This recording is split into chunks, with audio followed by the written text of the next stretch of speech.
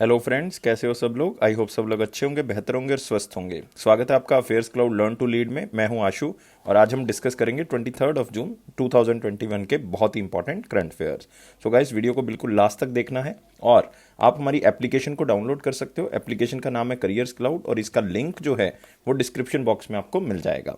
उसके बाद आप क्रैक करंट अफेयर्स के ऊपर क्लिक करेंगे, लेकिन उससे पहले आप अपनी ईमेल आईडी के थ्रू लॉगिन कर लें और क्रैक करंट अफेयर्स के ऊपर क्लिक करके 1 साल की वैलिडिटी या फिर 2 साल की वैलिडिटी के करंट अफेयर्स को परचेज कर सकते हो। इसका प्राइस दोस्तों बहुत ही कम है। एक बार आप चेक करेंगे आप खुद सरप्राइज हो जाएंगे कि इतने कम प्राइस पे हम आपको ये प्रोवाइड कर रहे हैं। और सबसे इंपॉर्टेंट बात कि इसमें 90 से 95% तक हम वो करंट अफेयर्स कवर करते हैं जो आपके एग्जाम में आपको मिलेंगे। यही खासियत है अफेयर्स क्लाउड की। लेकिन आपके करंट अफेयर किस तरह से कवर होंगे? आपको मिलेंगे डेली करंट अफेयर। डेली में 3 सेक्शन होंगे, डिटेल करंट अफेयर्स का, क्वेश्चन एंड आंसर फॉर्मेट में करंट अफेयर्स और एक होगा क्विज, जो कि हर हफ्ते हर रोज आप हमारी एप्लीकेशन के ऊपर दे सकते हैं। इसी तरह से वीकली करंट अफेयर्स होंगे, 3 तरह के सेक्शंस होंगे, detail current affair, question and answer format में और एक होगा क्विज, जो कि हर हफ्ते आप हमारी एप्लीकेशन के ऊपर अटेम्प्ट करोगे। फिर होगा मोस्ट इंपॉर्टेंट सेक्शन, जो कि मंथली सेक्शन होगा, जिसमें 4 तरह की पीडीएफ्स मिलेंगी। डिटेल करंट अफेयर होंगे, क्वेश्चन एंड आंसर फॉर्मेट में करंट अफेयर्स होंगे, बेस्ट 100 करंट अफेयर्स होंगे, वो भी क्वेश्चन एंड आंसर फॉर्मेट में। एक होगा पॉकेट पीडीएफ, मतलब 2 लाइन 3 लाइन में आपको करंट अफेयर दिए जाएंगे रिवाइज करने के लिए क्विक फॉर्मेट में, ताकि जल्दी जल्दी में कर सको। और गाइस, इसी के साथ आपको मिलेंगे टॉपिक वाइज पीडीएफ। 20 अलग अलग तरह के इंपॉर्टेंट टॉपिक्स हम कवर कर रहे हैं जो हर एग्जाम के लिए इंपॉर्टेंट हैं। इसका मतलब एक टॉपिक से रिलेटेड जितनी भी न्यूज़ है वो आपको एक पीडीएफ के अंदर मिल जाएगी। नेक्स्ट होगा बैंकिंग अवेयरनेस सेक्शन। 3 तरह की चीजें मिलेंगी, डिटेल और क्वेश्चन एंड आंसर फॉर्मेट में करंट अफेयर ओनली बैंकिंग और इकोनॉमी से रिलेटेड, और एक होगा क्विज, जो कि आप हर महीने हमारी एप्लीकेशन के ऊपर अटेम्प्ट करोगे। अगर आप पूरे साल का करंट अफेयर एक ही पीडीएफ से रिवाइज करना चाहते हो, जितना भी जा चुका है एक ही पीडीएफ से, तो वो एग्जाम पीडीएफ से कर सकते हो। बजट और इकोनॉमिक सर्वे भी आपको मिलेगा। इसमें डिटेल तो मिलेगी मिलेगी, लेकिन एक्सपेक्टेड क्वेश्चन एंड आंसर भी हम बताएंगे जो एग्जामिनर आपसे यहां से पूछ सकता है। स्टेट करंट अफेयर हम प्रोवाइड कर रहे हैं। अगर आप किसी स्टेट का एग्जाम दे रहे हो तो आप इसकी जरूरत पड़ेगी, तो आप इसका यूज करें। और खासियत क्या है कि हम हर स्टेट और यूनियन टेरिटरी को कवर कर रहे हैं। तो गाइस, ये सारी चीजें आपको एक ही पीडीएफ के अंदर जो है, एक ही सब्सक्रिप्शन के अंदर जो है वो मिलेंगी। आपने सिर्फ हमारी एप्लीकेशन को डाउनलोड करना है। उसके बाद क्रैक करंट अफेयर्स के ऊपर क्लिक करके आप जो है वो क्या कर सकते हो, 1 साल की या 2 साल की सब्सक्रिप्शन बाय कर सकते हैं। एक बार दोस्तों प्राइस जरूर चेक करें, चाहे वो 1 साल की सब्सक्रिप्शन है चाहे 2 साल की, मेरे कहने पे चेक जरूर करें। 10% एक्स्ट्रा डिस्काउंट मिलेगा अगर आप इसी कोड को यूज करेंगे, ASH10 को। आप हमें संपर्क कर सकते हैं इस ईमेल आईडी पे, इस नंबर पे, अगर आपकी कोई भी क्वेरी है। तो गाइस, स्टार्ट करते हैं 23 जून 2021 का करंट अफेयर। लेकिन आपने वीडियो को लाइक करना है, शेयर करना है और चैनल को सब्सक्राइब करना है, और इसी के साथ टेलीग्राम ग्रुप को भी ज्वाइन कर लें ताकि नोटिफिकेशन आपको मिलती रहे। तो मोस्ट इंपॉर्टेंट क्वेश्चन में पहला क्वेश्चन है, who has been named as the ambassador of forest frontline heroes by World Wide Fund India. तो अगर सिंपल वर्ड्स में करेंगे कि इनको एम्बेसडर बनाया गया है फॉरेस्ट फ्रंटलाइन हीरोज के लिए world Wide fund for nature India की तरफ से, तो आंसर क्या होगा? इसका आंसर होगा यहां पे उपासना कामिनेनी। तो आंसर है डी दोस्तों। आप यहां पे उपासना का फोटो देख सकते हो, उससे आपको थोड़ा सा न्यूज याद रहेगा। Ambassador of forest frontline heroes at World Wide Fund India. और आप यहां पे देख सकते हैं ये मतलब क्या काम करती हैं ये दोस्तों? मैनेजिंग डायरेक्टर हैं अपोलो लाइफ के अंदर। मतलब ये मैनेजिंग डायरेक्टर तो है ही हैं, वाइस चेयरपर्सन भी हैं कॉर्पोरेट सोशल रिस्पॉन्सिबिलिटी की अपोलो हॉस्पिटल में, और इन्होंने एक ऑर्गेनाइजेशन भी बनाई है जिसका नाम है योर लाइफ। तो एज ए एम्बेसडर ये क्या काम करेंगी? एज ए एम्बेसडर ये जो है फ्रंटलाइन वर्कर्स के तौर पे काम करेंगे एक तरह से। मतलब जो जंगलों में आप कह सकते हो फील्ड स्टाफ होता है, उनको प्रेरित करेंगे कि किस तरह से आपने जो है वो काम करना है, किस तरह से आपने जानवरों की रक्षा करनी है, या किस तरह से आपने एनवायरनमेंट को बचाना है। तो ये सारी चीजें जो है वो यहाँ पे ये जो है वो उसको प्रोत्साहन देंगी। इसमें आप कह सकते हो जंगल भी आ जाएंगे, इसमें वेटलैंड्स भी आ जाएंगी, वाइल्ड लाइफ भी आ जाएगा, सारी चीजें जो है वो इसमें आएंगी, ताकि ये फॉरेस्ट डिपार्टमेंट का जो स्टाफ है उनको प्रेरित कर सके और उनकी एफर्ट्स को जो है वो सम्मानित कर सके। ये जो है वो निर्णय लिया गया है वर्ल्ड वाइड फंड इंडिया का। तो यहां पे दोस्तों ऑर्गेनाइजेशन भी इंपॉर्टेंट है। इसमें सबसे इंपॉर्टेंट चीज याद है रखनी है जो आपने, world Wide fund for nature जो इंडिया है, इसका जो गठन है वो कौन से ईयर में हुआ था?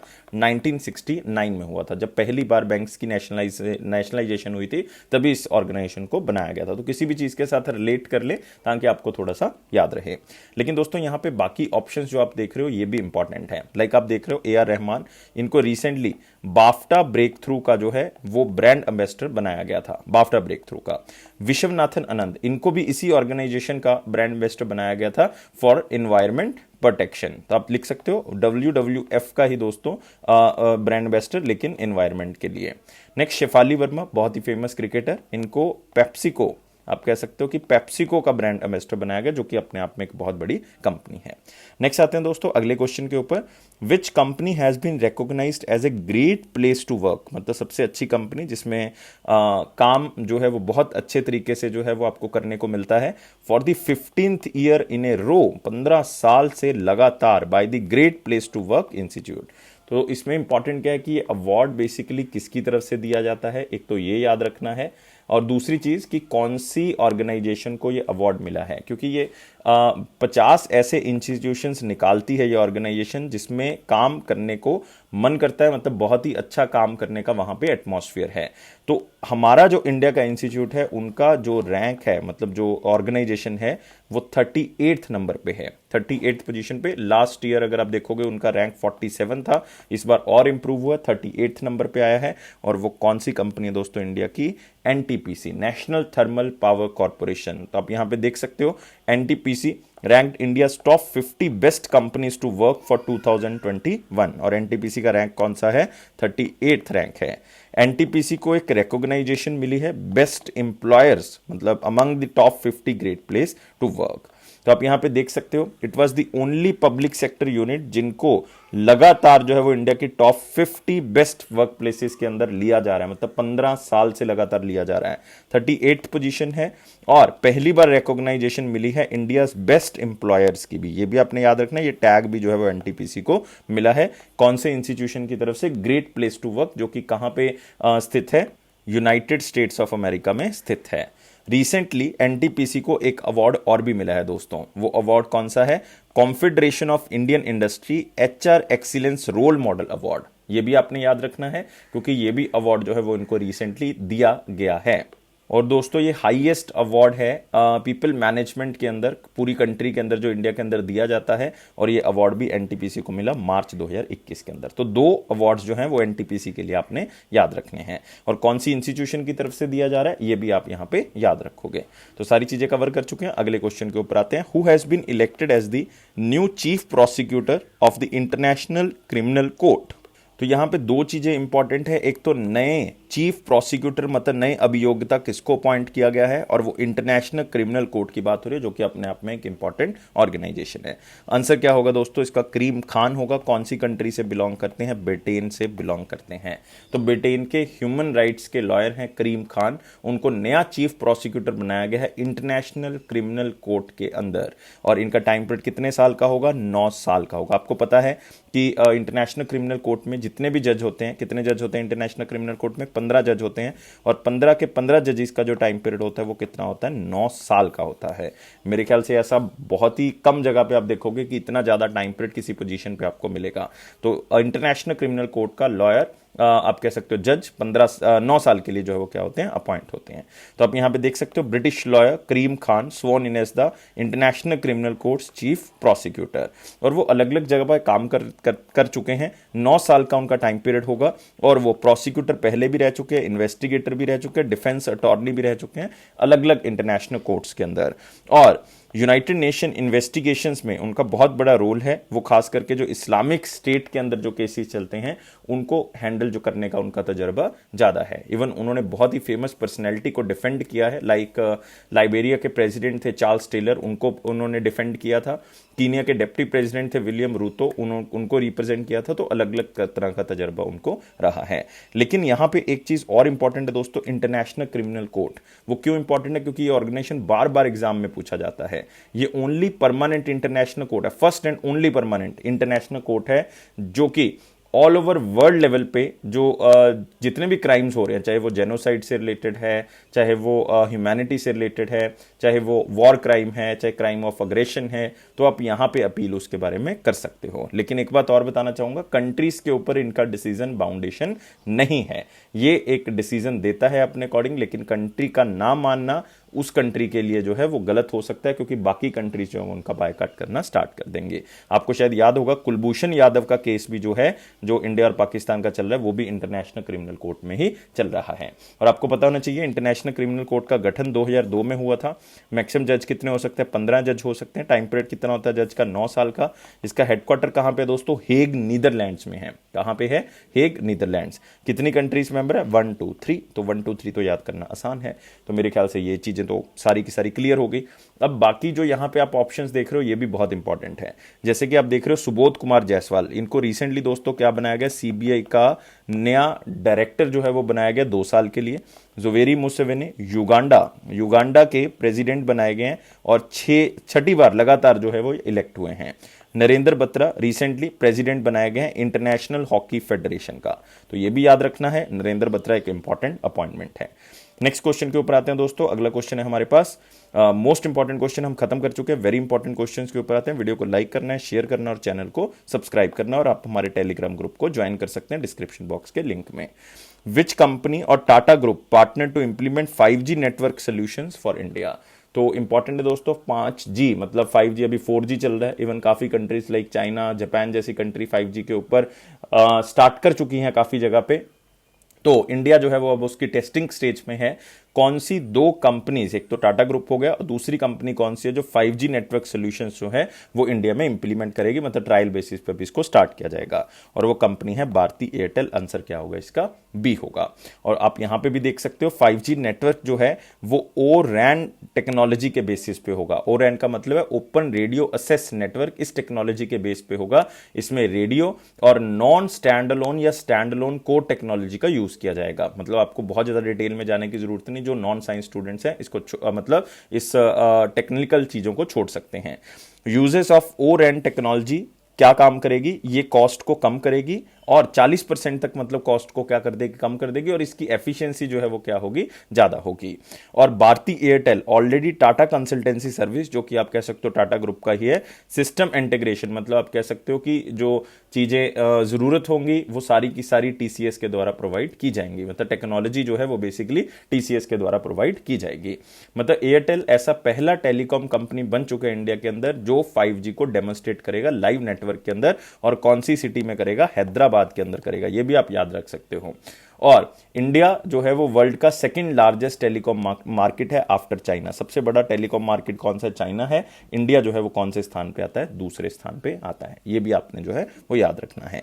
और इसमें दोस्तों भारती एयरटेल के जो चेयरमैन हैं वो कौन है? सुनील भारती मित्तल हैं। और इसका हेडक्वार्टर कहां पे है? न्यू दिल्ली में है। और टाटा ग्रुप के बारे में तो मेरे ख्याल से सबको पता है कि जो हेडक्वार्टर है इसका कहां पे है? महाराष्ट्र में है। नेक्स्ट आते हैं दोस्तों अगले क्वेश्चन के ऊपर। Which state has generated the highest employment in India under the IBPS scheme? और ये IBPS का मतलब क्या है? India's Business Process Outsourcing Promotion Scheme। तो इस क्वेश्चन में 2 चीजें इंपॉर्टेंट है। एक तो स्टेट का नाम जिसने सबसे ज्यादा इंप्लॉयमेंट जनरेट की है, किस स्कीम के अंदर? आईबीपीएस स्कीम के अंदर। शायद आपको नहीं पता होगा, ये बिजनेस प्रोसेस आउटसोर्सिंग सिस्टम है जिसमें बीपीओस बनाए जाते हैं जो कि अलग अलग तरह की सर्विसेज प्रोवाइड करते हैं, स्पेशली फॉर द आप कह सकते हो कि इंफॉर्मेशन टेक्नोलॉजी सेक्टर को। तो ये बीपीओस अलग अलग जगह पे खोले गए और अलग अलग तरह की जॉब्स जो है वो यहाँ पे क्रिएट की। और सबसे ज्यादा जॉब्स जो क्रिएट की हैं वो आंध्र प्रदेश ने क्रिएट की हैं। ऑलमोस्ट 12,000 के आसपास जॉब्स जो हैं वो इन्होंने क्रिएट की हैं। और दूसरा स्थान दोस्तों इसके अंदर किसका है? तमिलनाडु का है। तमिलनाडु ने ऑलमोस्ट 9400 जॉब्स को क्रिएट किया है इस बीपीओ स्कीम के अंदर, या आप कह सकते हो आईबीपीएस स्कीम के अंदर। तो Andhra Pradesh tops in the job creation under IBPS scheme. Tamil Nadu का रैंक जो है वो दूसरा है। और मैं पहले बता चुका हूं 12,000 के आसपास जॉब्स क्रिएट किए, तमिलनाडु का स्थान दूसरा है। और आईबीपीएस स्कीम के बारे में थोड़ा सा आपने याद रखना है कि 2014 में इसको क्या किया गया था? स्टार्ट किया गया था डिजिटल इंडिया प्रोग्राम के अंदर। और इसमें टोटल 48,000 के आसपास जो हैं वो आप कह सकते हो कि जॉब्स जो है वो क्रिएट करनी है बीपीओस के अंदर, लाइक बिजनेस प्रोसेस आउटसोर्स के अंदर, जो कि अलग अलग स्टेट में जो है वो काम करेगा। और ये बहुत ही सक्सेसफुल भी रही है। मतलब इसमें लोगों को 40,000 लोगों को, उससे भी ज़्यादा लोगों को जो है वो एम्प्लॉयमेंट मिली है, जिसमें 38% जो हैं वो औरतें भी हैं। मतलब अभी इंडिया के अंदर जो है इस स्कीम के तहत 252 जो हैं वो बीपीओस जो हैं वो खोले गए हैं। मतलब बिजनेस प्रोसेस आउटसोर्स खोला गया, इंफॉर्मेशन टेक्नोलॉजी इनेबल्ड सर्विसेज जो है वो खोली गई हैं, और इसके तहत जो है वो और भी जॉब्स जो हैं वो क्या की गई हैं, क्रिएट। इवन उन जगह पे भी खोला है जो कि आप कह सकते हो कि रूरल एरियाज में आता है, ताकि वहां की डेवलपमेंट जो है वो हो सके। तो ये एम्प्लॉयमेंट क्रिएट करने में हेल्प करता है यूथ की, ताकि इंफॉर्मेशन टेक्नोलॉजी को भी क्या किया जा सके, प्रमोट किया जा सके। तो ये सारी चीजें याद रखनी है। और इसमें एक बात और याद रखनी है, Visakhapatnam to become software product development city, क्योंकि विशाखापट्टनम के अंदर जो है सेंटर ऑफ एक्सीलेंस खोला गया है इंडस्ट्री का, जिसके कारण जो है वो वहां पे और भी जॉब्स क्रिएट होंगी और भी कंपनीज जो है वो आएंगी। इसलिए इसको सॉफ्टवेयर प्रोडक्ट डेवलपमेंट सिटी का टैग जो है वो दिया गया है। तो ये याद रखोगे, बहुत ही इंपॉर्टेंट है। तो जितनी भी चीजें मैंने बताई हैं वो सारी याद करके अगले क्वेश्चन के ऊपर बढ़ना है। Former Indian women captain of which game Nirmal Kaur passed away. तो ये नाम आपके लिए बहुत ज़्यादा इंपॉर्टेंट है, क्योंकि रिसेंटली हमने एक स्प्रिंटर के बारे में बहुत सी चीज़ें जो है वो याद की थी। वो कौन से थे? मिल्खा सिंह। तो उनका देहांत हुआ था। निर्मल कौर जो है वो उनकी वाइफ हैं, उनका भी दोस्तों देहांत हो चुका है। तो ये कौन सी गेम से बिलोंग करती थी? ये दोस्तों वॉलीबॉल, जो हमारी टीम है इंडिया की, उनकी वुमेन टीम के अंदर जो है कैप्टन थी। तो निर्मल कौर वॉलीबॉल वुमेन कैप्टन। और साथ ही साथ आपने याद रखना है किसकी वाइफ थी ये जो है वो स्प्रिंटर मिल्खा सिंह की वाइफ थी। इन्होंने डायरेक्टर ऑफ स्पोर्ट्स भी जो है वो मतलब सर्व किया है पंजाब गवर्नमेंट के अंदर, लेकिन ये पंजाब के बच्चों ने याद रखना है, बाकी बच्चों ने याद नहीं रखना। और मिल्खा सिंह ने निर्मल कौर के ऊपर एक चैप्टर जो है वो अपनी बुक के अंदर ऐड किया था, जिसका नाम था the jewels in my crown, in his autobiography, जिसका नाम था the race of my life. और याद रखना है, रेस ऑफ माई लाइफ जो वो इन्होंने अपनी डॉटर सोनिया के साथ मिलकर जो है वो लिखा था। ऑटोबायोग्राफी है ये किसकी? मिल्खा सिंह की। नेक्स्ट क्वेश्चन के ऊपर आते हैं। Who collaborated with Indian Green Building Council to formulate world's first green rating system for the high speed rails? मतलब अब ट्रेन्स को भी जो है वो रेट किया जाएगा उनकी परफॉर्मेंस के बेसिस पे, वो कितने तरीके से एमिशन कर रही हैं, नहीं कर रही है, कितना एमिशन हो रहा है, उसके बेसिस पे इनको रेट किया जाया करेगा। और हम यहां पे बात कर रहे हैं हाई स्पीड रेल्स की। एक तो इंडियन ग्रीन बिल्डिंग काउंसिल तो होगा ही होगा, दूसरी ऑर्गेनाइजेशन कौन सी है? National high speed rail corporation, मतलब NHSRC। ये भी जो है वो क्या करेगा? इस इंडियन ग्रीन बिल्डिंग काउंसिल के साथ मिलकर रेटिंग किया करेगा। तो collaborated with IGBC to formulate green rating system for the high speed rails. और इसमें सबसे पहले जो रेट किया जाएगा वो किसको किया जाएगा? वो किया जाएगा Mumbai Ahmedabad high speed rail corridor को। मतलब जो कि आजकल आप कह सकते हो कि national high speed rail corporation ही जो है वो उसको कंट्रोल कर रहा है, तो उसको भी ग्रीन रेटिंग के अंदर शामिल किया जाएगा। तो ये आपने याद रखना है। IGPC जो है वो ग्रीन रेटिंग जो है वो रेलवे स्टेशंस के लिए भी करेगा, कि कितनी कमीशन हो रही है, कितनी नहीं हो रही है, कितना इन्वायरमेंट फ्रेंडली जो है वो बना हुआ है रेलवे स्टेशन, तो उसके बेसिस पे रेटिंग हुआ करेगी उनकी। और जो हमारे पास ये बॉडी है national high speed rail corporation, ये इंडिया की फर्स्ट बुलेट ट्रेन प्रोजेक्ट को एग्जीक्यूट भी करेगा। अहमदाबाद से लेकर मुंबई तक जो फर्स्ट बुलेट ट्रेन है उस प्रोजेक्ट को जो है पायलट बेसिस पे या स्पेशल पर्पज व्हीकल के बेसिस पे उसको चलाने का काम भी कौन करेगा? यही बॉडी करेगी, national high speed rail corporation. तो इसका मतलब ये बॉडी या ये ऑर्गेनाइजेशन आपके लिए इंपॉर्टेंट है। मतलब आपको पूछने के चांसेस कम है, लेकिन आपको वैसे जो है वो नॉलेज होनी चाहिए कि ये बेसिकली बॉडी जो है वो है कहां पे। इसका हेडक्वार्टर दोस्तों आपको मिलेगा न्यू दिल्ली के अंदर। और इसके जो MD हैं वो कौन होंगे? वो MD हैं अचल खरे। अचल खरे। लेकिन अचल खरे से ज्यादा इंपॉर्टेंट है इनके चेयरमैन। और चेयरमैन दोस्तों कौन है इस बॉडी के? वो हैं सुनीत शर्मा। और मेरे ख्याल से कोई ऐसा बच्चा होगा जिनको नहीं पता होगा, जो हमारे करंट अफेयर्स को डेली देख रहा है। सुनीत शर्मा चेयरमैन भी हैं और CEO भी हैं इंडियन रेलवे के। तो मतलब ये तो क्वेश्चन बहुत ज्यादा इंपॉर्टेंट है, क्योंकि इससे पहले यादव जी थे, VK यादव थे, लेकिन वो चले गए हैं, उनका टाइम पीरियड 1 साल का था, खत्म हो चुका है। अब सुनीत शर्मा को अपॉइंट किया गया। और ये बॉडी दोस्तों 2016 में गठित की गई थी। इंडियन ग्रीन बिल्डिंग काउंसिल का निर्माण 2001 में किया गया था। ये कॉन्फेडरेशन ऑफ इंडियन इंडस्ट्री के अंडर काम करती है। इसका हेडक्वार्टर कहां पे मिलेगा? हैदराबाद, तेलंगाना के अंदर। तो ये सारी चीजें याद रखनी है। इसी के साथ हम अगले क्वेश्चन के ऊपर बढ़ेंगे। Who will became the brand ambassador for OnePlus wearables? आपको पता है दोस्तों OnePlus एक मोबाइल मेकिंग कंपनी है, और अब जो उनके बाकी गैजेट्स होंगे, जो उनकी बाकी चीज़ें होंगी, लाइक वॉच कह सकते हो, या आप कह सकते हो कि उनके हेडफोन्स हैं, ईयरफोन्स हैं, तो उनको कौन जो है वो आगे ब्रांड बनाने में हेल्प करेगा, इसलिए नाम हम क्या देते हैं, ब्रांड एम्बेसडर। तो ये कौन है, जसप्रीत बुमराह, मतलब फास्ट बॉलर इंडिया के और one of the top bowlers all over world. तो वो प्रमोट करेंगे वन प्लस इंडिया, जो हमारा उनके वेरिएबल्स हैं उनको यूट्यूब पे और इंस्टाग्राम पे अलग अलग जगह पे डिजिटल प्लेटफॉर्म पे या उनको प्रमोट करेंगे। तो OnePlus ropes in Jasprit Bumrah as the brand ambassador for the wearables. तो आप देख सकते हो वन प्लस के जो जो भी चीज़ें वो निकालेंगे, जो भी उनके गैजेट्स होंगे, तो उनको क्या करेंगे, प्रमोट करेंगे। और दोस्तों एक बात और याद रखनी है, यहाँ पे जो बाकी नाम है वो भी इंपॉर्टेंट है, लाइक वाशिंगटन सुंदर और देवदत्त पादिकल, इनको रिसेंटली प्यूमा इंडिया की तरफ से ब्रांड एम्बेसडर बनाया गया है। ऐसे विद्युत जमाल जो कि बॉडी बिल्डर के नाम से फेमस हैं, और इनको मसल ब्लेस जो कि आप कह सकते हो कि एक प्रोटीन मेकिंग कंपनी है, उनका ब्रांड एम्बेसडर बनाया गया है। तो ये भी आपने याद रखना है। नेक्स्ट क्वेश्चन आते हैं, a book titled My Sons and Sorrows as a mother of a my joys and sorrows as a mother of a special child authored by whom। तो इसमें आपने याद रखना है माई जॉयज एंड सोरोस, मतलब मेरी खुशियां और मेरे दुख, as a mother of a special child, क्योंकि इनके जो बेटे थे शिव वो डिसेबल थे, जिसके कारण जो है ये बुक उन्होंने लिखी है। और ये बुक का नाम है, नाम बता चुका हूं किसने लिखी है, डॉक्टर कृष्णा सक्सेना ने इस बुक को लिखा है। तो नाम याद रखना है। डॉक्टर कृष्णा सक्सेना मतलब हमारे लिए क्यों इंपॉर्टेंट है और ये बुक हमारे लिए क्यों इंपॉर्टेंट है।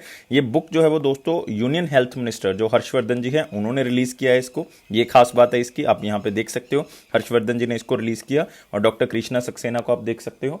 और दूसरी बात कि ये डॉक्टर कृष्णा सक्सेना जो हैं वो पहली पीएचडी डिग्री होल्डर हैं लखनऊ यूनिवर्सिटी से।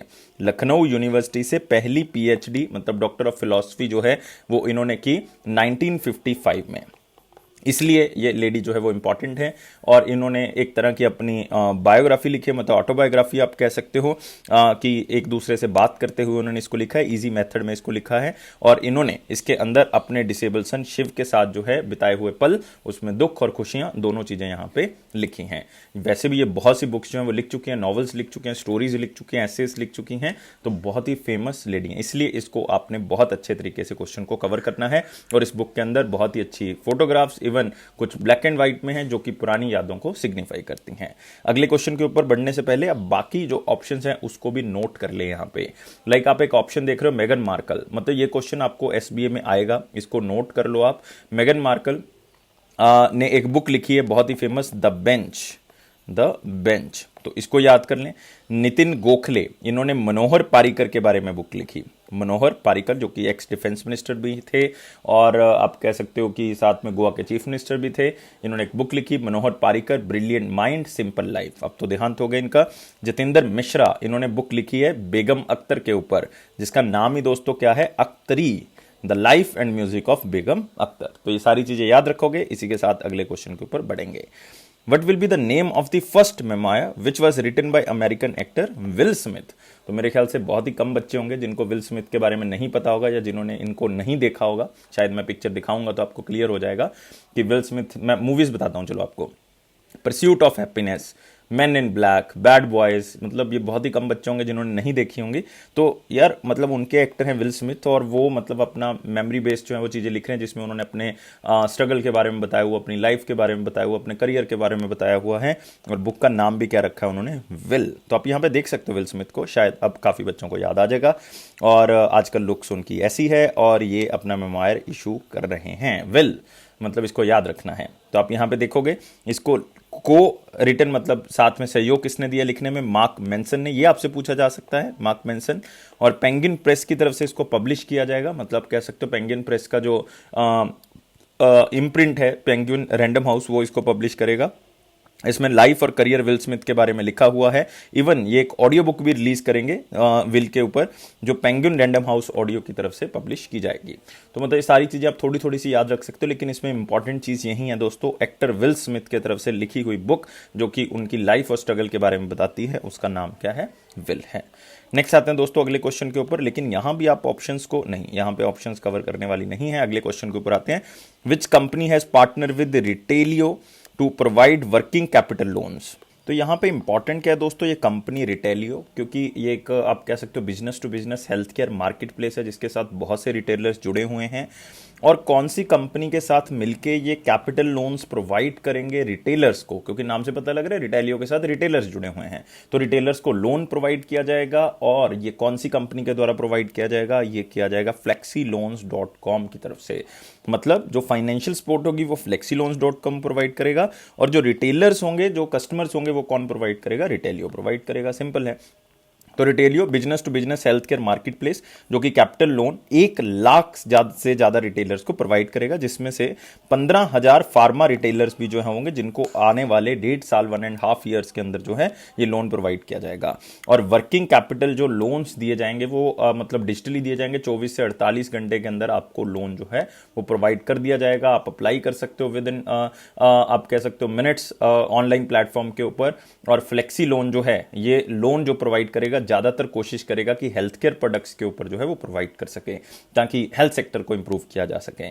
और flexiloan.com दोस्तों बहुत ही मतलब बड़ा नेटवर्क जो है वो बनता जा रहा है। आप कह सकते हो ऑनलाइन लैंडिंग प्लेटफॉर्म है जो बहुत ही ज्यादा फ्लेक्सिबल, क्विक और एडिक्वेट फंड्स जो है वो स्मॉल एंड मीडियम इंडस्ट्रीज को प्रोवाइड करता है। इसकी गठन जो है वो 2016 में किया गया था। हेडक्वार्टर इसका मुंबई है।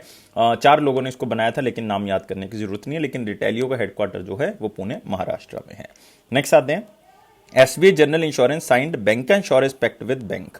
तो कौन से बैंक के साथ जो है वो उन्होंने साइन किया है। तो लेकिन दोस्तों आपको यहाँ पे सबसे इंपॉर्टेंट चीज जो है वो क्या पता होनी चाहिए, वो पता होनी चाहिए कि ये बैंक का इंश्योरेंस पैक्ट क्या होता है। बैंक का इंश्योरेंस का मतलब है दोस्तों कि बैंक और इंश्योरेंस कंपनी का एक टाई अप है, जिसमें या तो इंश्योरेंस कंपनी बैंक के कस्टमर्स को अपने प्रोडक्ट सेल करेगी, या फिर आप कह सकते हो कि बैंक अपने प्रोडक्ट्स को इंश्योरेंस कंपनी के कस्टमर्स को सेल करेगा। जनरली इसमें क्या होता है कि इंश्योरेंस कंपनी बैंक के कस्टमर्स को सेल करती है। तो आंसर क्या होगा इसका, आईडीएफसी फर्स्ट होगा। तो याद रखना है आईडीएफसी फर्स्ट को एसबीआई जनरल इंश्योरेंस अपने प्रोडक्ट्स को सेल करेगी और अपना मार्केट जो है और भी ज्यादा वाइड करेगी। तो सिंपल क्वेश्चन है, सिर्फ याद रखना है एसबीआई जनरल इंश्योरेंस और आईडीएफसी फर्स्ट का टाई अप है। और आईडीएफसी फर्स्ट के बारे में याद रख लें, 2018 में आईडीएफसी और कैपिटल फर्स्ट बैंक को मर्ज करके आईडीएफसी फर्स्ट को बनाया गया था। इसके मैनेजिंग डायरेक्टर कौन है, वी वैद्यनाथन। हेडक्वार्टर कहां पे दोस्तों, इसका मुंबई में है। तो ये सारी चीजें याद रखनी है जितनी भी मैंने आपको बताई हैं। यहां पे आप देख सकते हो कि इनका जो है वो टाई अप किया गया है। और इसमें एसबीआई जनरल इंश्योरेंस के बारे में भी दोस्तों याद रखना है। एसबीआई जनरल इंश्योरेंस के जो एमडी और सीईओ हैं वो कौन है, प्रकाश चंद्र कंदपाल। इसका हेडक्वार्टर मुंबई है। और टैगलाइन जरूर याद रखनी है, सुरक्षा और भरोसा दोनों। नेक्स्ट आते हैं, which state government and survey of India have signed an MOU for implementation of स्वामित्व स्कीम। तो बहुत सी स्टेट्स जो हैं वो इसको लागू कर चुके हैं, जैसे पंजाब कर चुका है, इसको हरियाणा कर चुका है, बहुत सी स्टेट्स इसको कर चुके हैं। तो आपको पहले मतलब पता होना चाहिए स्वामित्व क्या है। स्वामित्व का मतलब है survey of villages and mapping with improvised technology in village area. मतलब जो गांव है उसमें बहुत सी प्रॉपर्टी ऐसी है जो किसी के नाम पे भी नहीं बोल रही है। अगर किसी के नाम पे नहीं बोल रही है तो उसका सर्वे होगा और उसको एग्जैक्ट जो उसका ऑनर है उसके नाम पे ट्रांसफर किया जाएगा। इसमें जो कन्फ्लिक्ट हैं, जो पहले डिस्प्यूट थे प्रॉपर्टी को लेके, वो भी खत्म हो जाएंगे। तो ये स्कीम जो कह सकते हो central government, even prime minister Narendra Modi ji ने 2020 में इसको स्टार्ट किया था। तो अलग अलग एरियाज में जो है वो सर्वे किया जाएगा और नई टेक्नोलॉजी के साथ, मतलब ड्रोन टेक्नोलॉजी के साथ इसका सर्वे किया जाएगा। अब असम ने भी दोस्तों इसको अप्लाई कर दिया है। तो आप देख सकते हो सर्वे of India inks MOU for the implementation of स्वामित्व स्कीम, कहां पे, असम के अंदर है।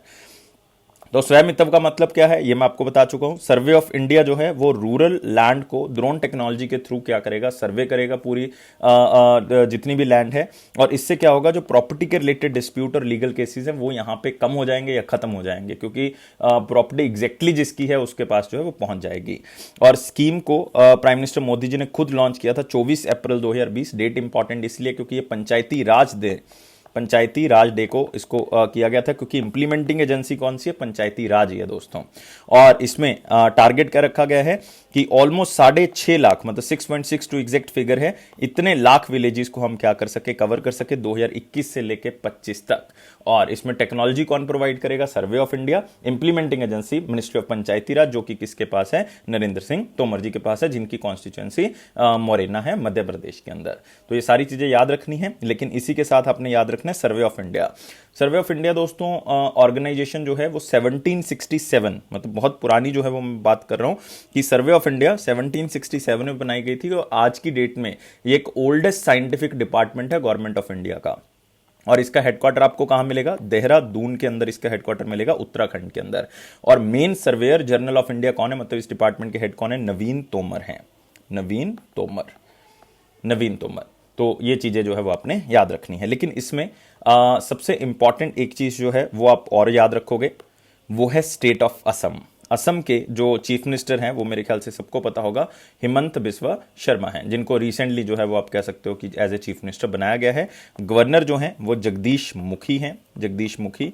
लेकिन सबसे इंपॉर्टेंट चीज़ है कि रिसेंटली जो असम है उसमें 7th नेशनल पार्क जो है वो डिक्लेयर किया गया है दोस्तों। असम के अंदर recently 7th national park declare किया गया और उसका नाम क्या है?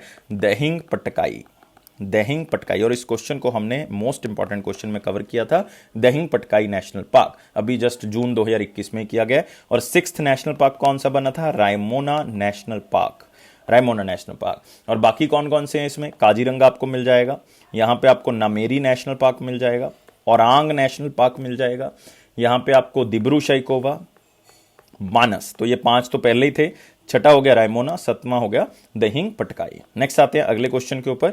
विच स्टेट गवर्नमेंट री लॉन्च द रिवाइज्ड कृषक बंधु स्कीम, जिसमें किसानों को फाइनेंशियल असिस्टेंस प्रोवाइड की जाती है।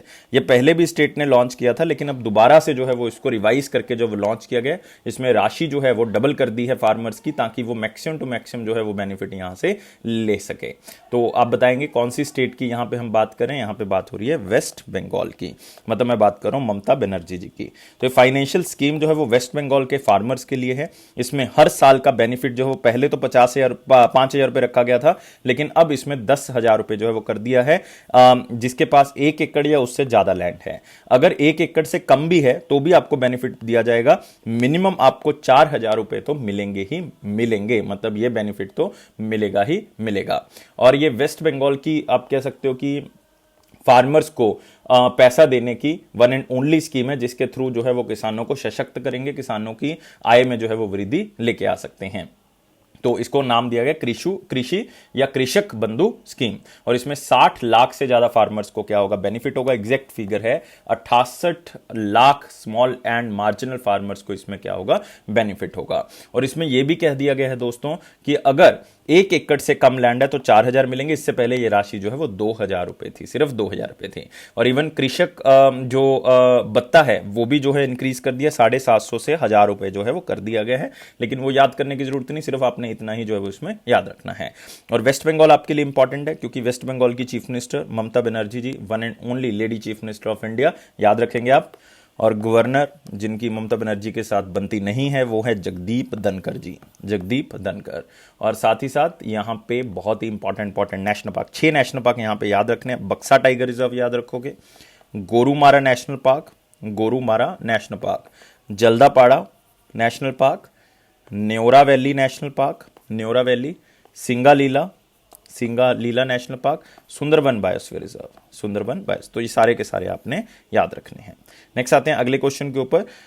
इन which state 3 centre of excellence बनाए गए हैं इंडो इजराइल एग्रीकल्चर प्रोजेक्ट के अंडर?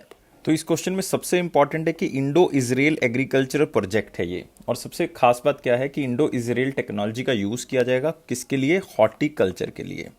हॉर्टिकल्चर का मतलब वेजिटेबल्स, फ्लावर्स, आप कह सकते हो फ्रूट्स, इसके अंदर हनी, शहद भी आ जाएगा। तो ये सारी चीजें किसके अंदर इंक्लूड होंगी? हॉर्टिकल्चर के अंदर। और इसमें इंडो इजराइल टेक्नोलॉजी मतलब इजरायली टेक्नोलॉजी का यूज किया जाएगा।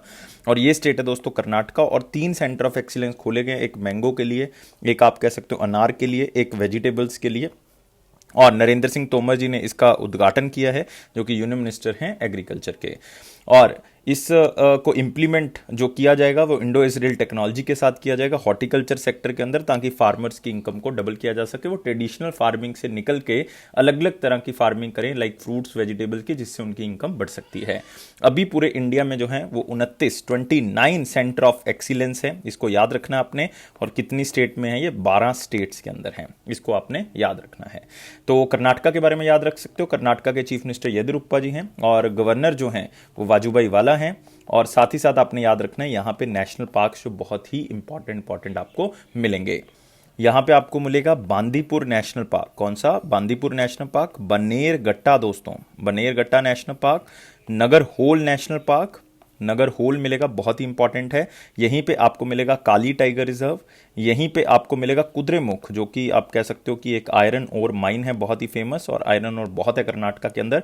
Bandipur, Bannerghatta, Nagarhole, Kali tiger reserve, Kudremukh, Dandeli tiger reserve और नेशनल पार्क भी आपको यहाँ पे मिलेगा। तो 6 नेशनल पार्क आप यहाँ पे याद रख सकते हो। नेक्स्ट आते हैं दोस्तों अगले क्वेश्चन के ऊपर।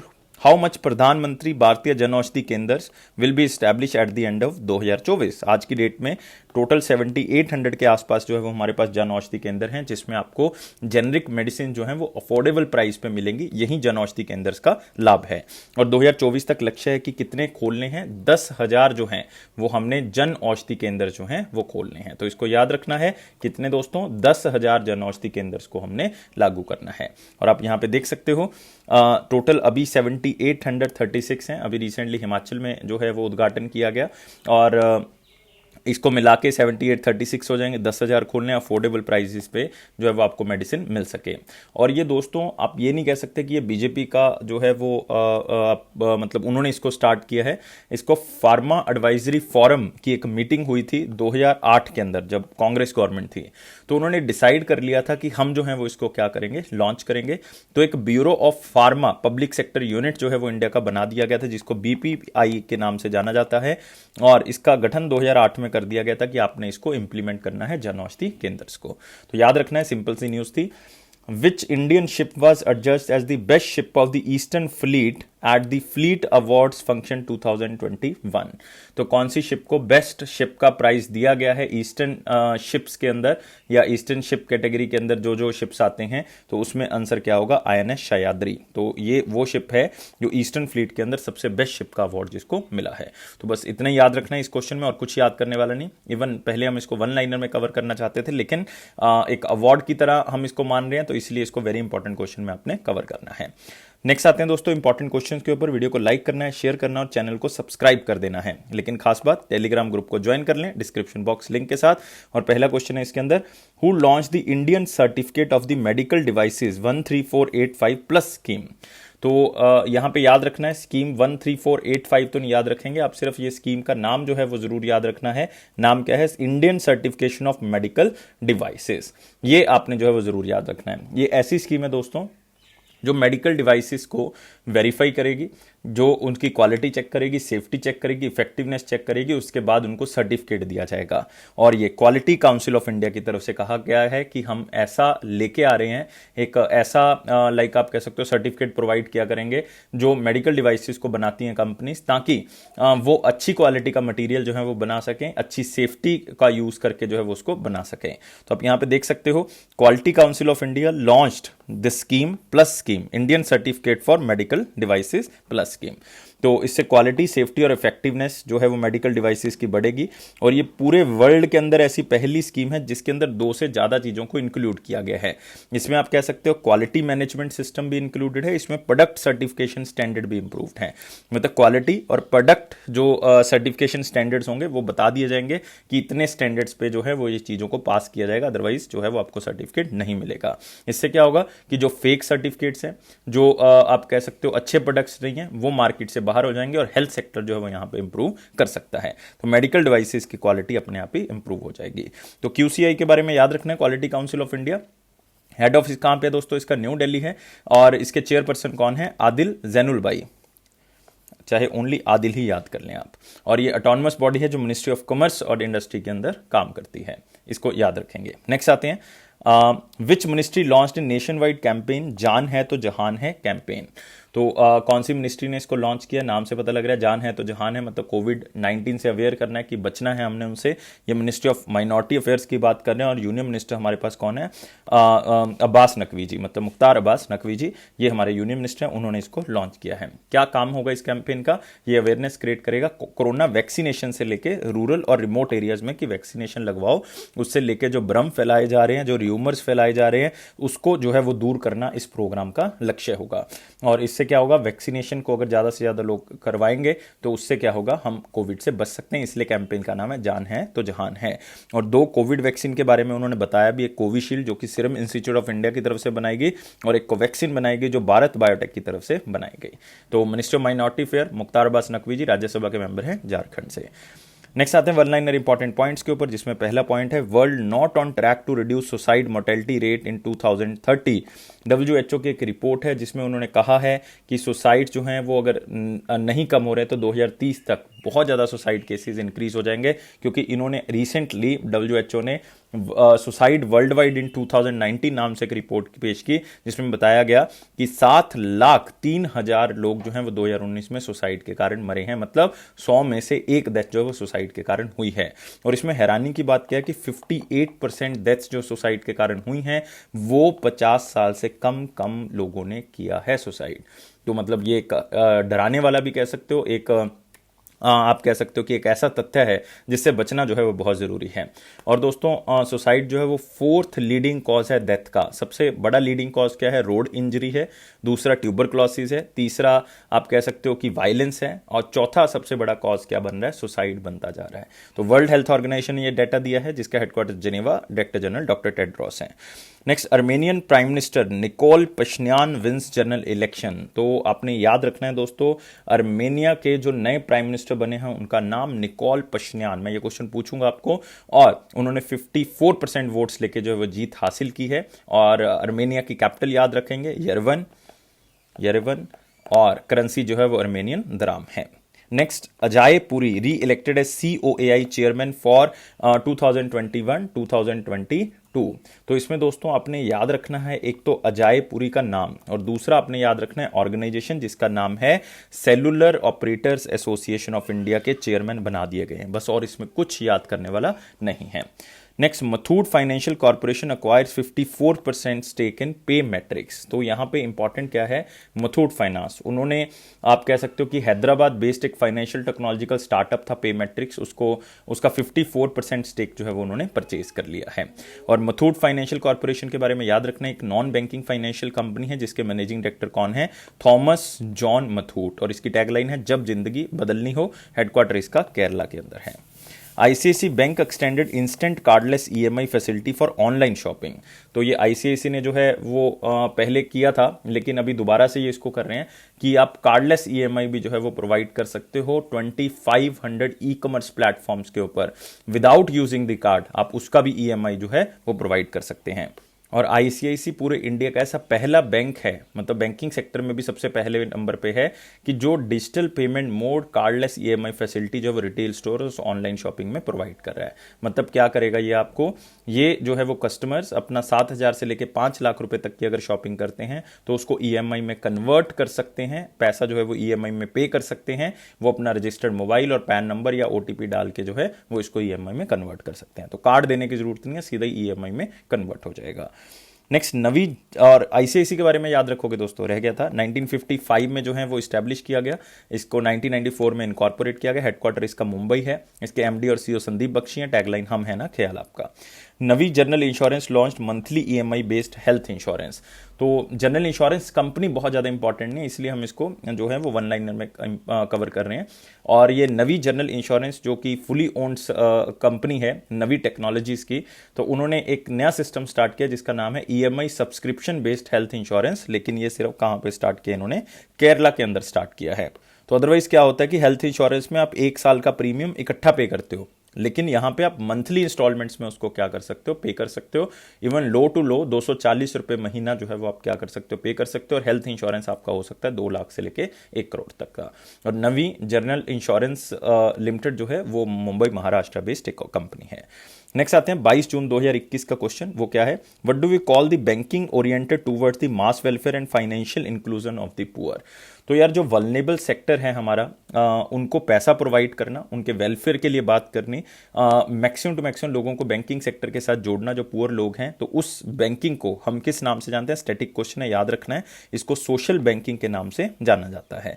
तो याद रखना है कि पिछले 2-3 दिन से या 4 दिन से आप कह सकते हो हम टाइप्स ऑफ बैंकिंग जो है वो जनरली आपको बता रहे हैं कि क्या क्या हो सकता है। तो उसके अकॉर्डिंग आपने इस चीज को याद रखना है। क्वेश्चन ऑफ द डे आते हैं। क्वेश्चन ऑफ द डे क्या कहता है? What is retail banking? Simple question, फिर से एक बैंकिंग की टाइप आ चुकी है। अच्छे से आंसर, क्वेश्चन को पढ़ के, ऑप्शंस को पढ़ के अच्छे से आंसर करना है, क्योंकि ऑप्शन थोड़ी सी लेंथी है, तो ध्यान से आंसर करोगे।